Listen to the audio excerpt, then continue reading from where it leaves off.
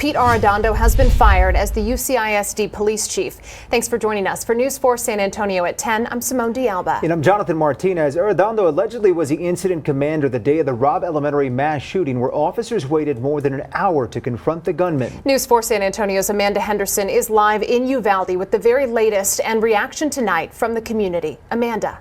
Well, this is the outcome every single family member of the victims told me they were hoping for, and they also hope it is a stepping stone towards more accountability. Minutes before Arredondo's termination hearing began, we found out neither he nor his attorney were going to be present, leading some to ask if Arredondo considers himself a scapegoat. Why didn't he show up? Uvalde CISD has fired District Police Chief Pete Arredondo. Hearing none, all in favor? A decision many say is welcomed, but took 90 days too long. If it was one of your children, heads would be rolling right now. But because it's not, you don't care. I have messages for Pete Arredondo and all the law enforcement that were there that day.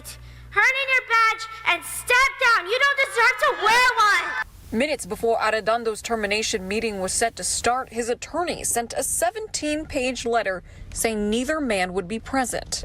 The letter says Arredondo did the right thing the day of the mass shooting and that he is a scapegoat and will not participate in his illegal and unconstitutional public lynching. It also says Arredondo would not show up as the school district did not guarantee his safety. Nobody has threatened him.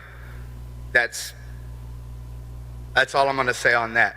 The district spoke about the decision behind closed doors for more than an hour. During that time, survivors from Classroom 112 and family members of the 21 victims shared stories about those they lost. And every morning he made sure to tell me he loved me before he went to school. We miss him every day. But never, ever did we teach her about somebody with guns.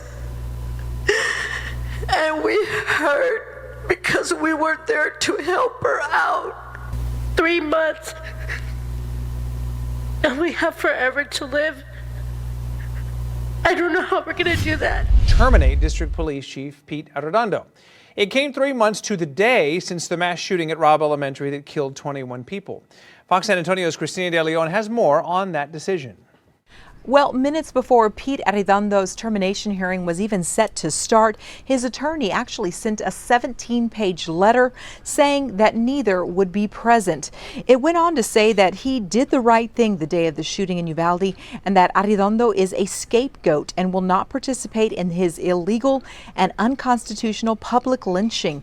It also says he would not show up as the school district did not guarantee his own safety. But the school board and the public, including the parents and guardians, did not say things that way. In fact, it was an emotional hearing. Here's what they had to say. If it was one of your children, heads would be rolling right now. But because it's not, you don't care. I have messages for Pete Arredondo and all the law enforcement that were there that day. Turn in your badge and step down. You don't deserve to wear one. When the decision was made to fire Pete Arredondo, there were chants of, quote, "We're not done," that actually broke out. The families of the victims say they want to see accountability across the board, including for those officers who responded and inside that building on the day of the shooting on May 24th. No exact timeline on when it will go up, but tonight it was decided that the area that has long been used by so many to mourn and to honor the 21 victims will be the place for a permanent memorial. You may recall at the last city council meeting, the council actually asked some people here in Uvalde to get together with the families to plan exactly how it was going to work and where it was going to go. We caught up with Jesus Rizzo, who helped form the group, and parents of the victims who tell us that this is a great step forward. They're very humble, very appreciative. Yeah, it was just beautiful, but they really appreciate the city doing it. We knew how it feels to lose a son, a child, a teacher, a mom. And it's sad, but we're a big family. Tonight, there was also a discussion about standing headstones. Kimberly Rubio, who lost her daughter Lexi in the mass shooting, asked for the 21 victims to all be considered for exemptions to what the standard is right now, which means they would not be able to have a headstone without the ordinance going through. It was passed on the accord that regulations asked for will be put into place. Burying my daughter was the hardest thing I have ever done. Her final resting place, Hillcrest Cemetery, is a place of solace. As such, it is important to me that her gravesite appropriately represent her.